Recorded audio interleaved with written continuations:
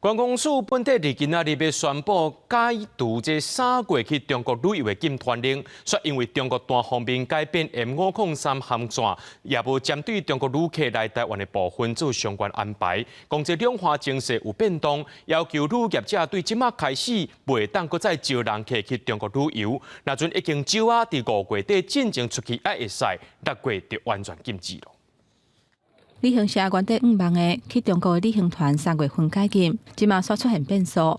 交通部观光署原底初期要宣布组团去中国旅游的方案，不过煞向向改变。观光署强调讲，中国到今也无就中国团客来台湾旅游做安排，加上两化的情势有变化，要求旅游业为即时开始停止招要去中国的旅行团。M503算是一个关键。的确是有这样的考量。如果陆方有善意的回应的话，我们就会立即来滚动检讨相关的政策。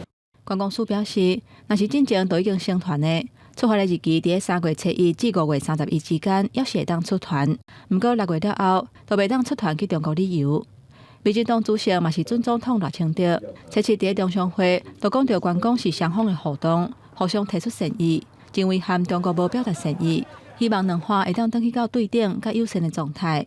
不过，旅游业者批评政府无照片照行，还阁经伫过年前一天下晡才宣布，恐惊互因连围路都无心情。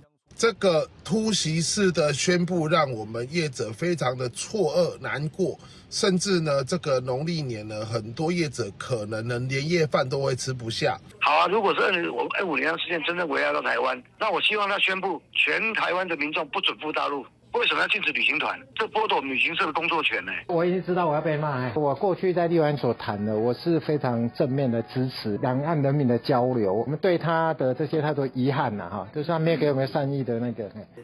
两岸关系紧张，那选举了后，陆陆甲咱断交。中国各方面宣布改变 M503的航线，行政院长陈建仁捌表态，会评估后续的处置。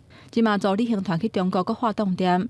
业者表示，旅行业者真无简单，才会当开始做相关的生理。即马向向阁发动点，这几个月以来宣传甲广告拢总白了工，而且6月份了后嘛，毋知影会是虾米款的情形。呼吁准总统赖清德，就要赶紧甲政策讲好明。记者综合报道。